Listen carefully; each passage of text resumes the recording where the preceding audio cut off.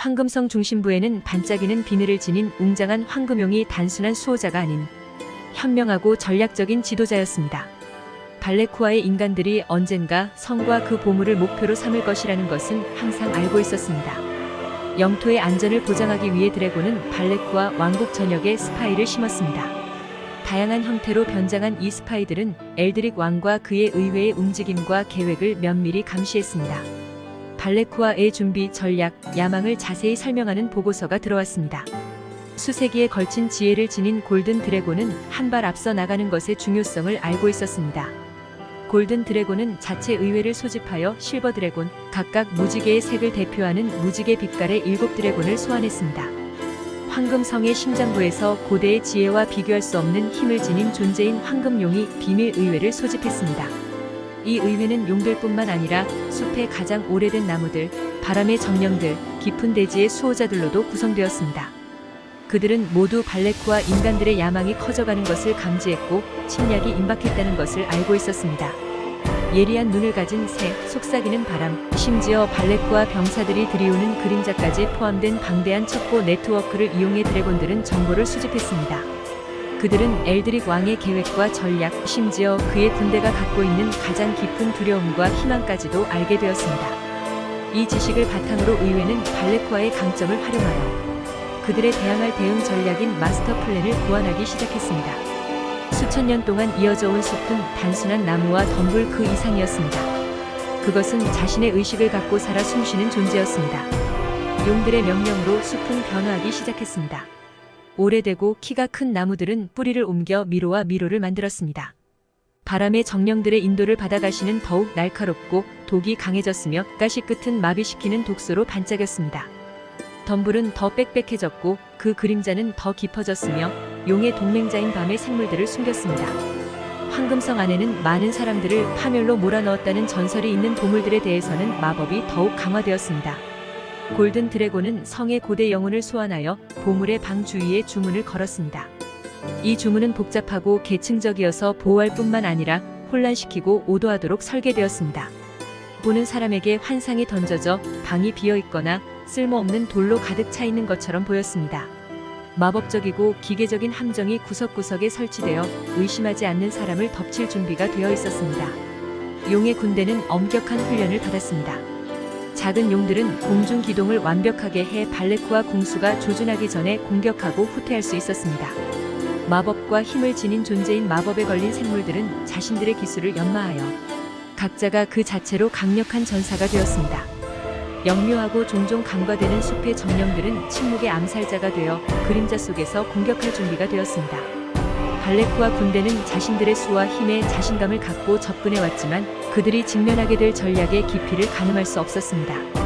외부 숲을 정리하고 캠프를 세우는 등 그들의 초기 승리는 모두 용의회가 예상했던 것이었습니다. 사실 이러한 성공은 발레쿠아를 잘못된 안정감에 빠뜨리는 웅장한 디자인의 일부였습니다.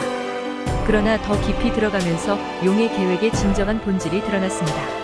숲에 진입한 거대한 그룹의 군대를 숲의 미로가 분리하여 더 작은 그룹으로 나누고 각자의 두려움에 맞는 도전에 직면하게 했습니다. 어떤 사람들은 가장 어두운 악몽에 대한 환상에 직면했고 다른 사람들은 자신들이 베어내려던 바로 그 나무들에 걸려들었습니다. 작은 용들은 위에서 불을 퍼붓고 그들의 공격은 땅에 있는 마법에 걸린 생물들의 공격과 동시에 이루어졌습니다. 강력한 발레쿠아 마법사들은 자신들의 주문이 잘못되거나 바람의 정령에 의해 방향이 잘못 지정되거나 고대 나무에 흡수되는 것을 발견했습니다. 갑옷에 짓눌린 기사들은 숲의 정령들에게 손쉬운 표적이 되었고 그들은 반격하기도 전에 공격을 하고 사라졌습니다. 이런 혼란 속에서도 황금용은 성의 가장 높은 탑에서 그 예리한 눈으로 아무것도 놓치지 않고 지켜보았습니다. 그것은 방어의 교향곡을 편성하여 발레쿠아의 침공을 절망의 춤으로 바꾸어 놓았습니다. 한때 강력했던 발레쿠아 군대는 이제 분열되고 사기가 저하되어 있으며 단지 보물을 위해 싸우는 것이 아니라 생존을 위해 싸우게 되었습니다. 숲과 성 용들이 상황을 뒤집어 사냥꾼들을 사냥의 대상으로 만들었습니다. 자연과 마법이 결합하여 고대 세계를 방어한 이 대전략에 대한 이야기는 여러 세대에 걸쳐 전해지며 이는 골든 드래곤과 그 의외의 탁월함을 입증하는 것입니다. 태양이 지기 시작하면서 땅 전체에 긴 그림자를 드리웠고 발레쿠아 군대는 그들 자신의 야망이라는 거미줄에 갇히게 되었습니다. 영광과 보물을 꿈꾸며 행진했던 자랑스러운 군인들은 이제 패배의 무게를 안고 걸어가고 있습니다. 그들이 완벽하다고 믿었던 그들의 전략은 용들과 그들의 동맹자들에 의해 사방에서 산산이 부서지고 반격되었습니다. 전술적 통찰력으로 유명한 통치자 엘드릭 왕과 그의 부하들은 골든 드래곤과 같은 적을 상대한 적이 없었습니다. 그가 행한 모든 움직임, 그가 사용한 모든 전략은 용의 손에 영향을 미치는 것처럼 보였습니다. 단순한 장애물처럼 보였던 숲은 살아 움직이는 악몽이 되어 움직이고 변화하며 그의 군대를 분리시키고 함정으로 몰아넣었습니다. 빠른 공중 공격을 하는 작은 용들과 숲의 마법에 걸린 생명체들이 정밀한 타격을 가해 발레쿠아 대열의 혼란을 불러일으켰습니다. 한때 왕국의 자존심이었던 발레쿠아 마법사들은 그들의 마법이 좌절되었음을 깨달았습니다. 숲의 고대 나무들은 그들의 주문을 흡수했고 바람의 정령들은 그들의 주문을 바꾸었습니다. 번쩍이는 갑옷을 입은 기사들은 어둠 속에서 공격하는 숲의 정령들의 표적이 되었고 그들의 공격은 빠르고 치명적이었습니다. 전투의 클라이맥스는 역사의 기록에 남을 순간이었습니다. 침략의 무익함을 깨달은 엘드릭 왕은 뿔라 팔소리를 울려 퇴각을 알렸습니다. 숲에 울려 퍼지는 그 애절한 소리는 단순한 물러남의 외침이 아니라 용의 승리를 알리는 증거였다. 조용한 여파 속에서 발레쿠아 군대가 퇴각하는 가운데 황금성은 지는 해를 반사하며 황금 첨탑에 찬란하게 서 있었습니다. 많은 사람들이 갈망하는 보물은 손대지 않은 채로 남아있으며 불굴의 용의 영혼이 지키고 있게 되었습니다.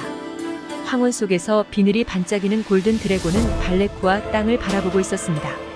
그것은 이 평화가 기나긴 시간의 거대한 흐름 속의 한순간에 불과하다는 것을 알고 있었습니다. 인간은 야망과 욕망을 가지고 돌아올 것입니다. 그러나 용은 단결과 지혜와 힘을 지닌 용의 왕국이 항상 준비되어 있을 것임을 알고 있었습니다. 2부의 계속.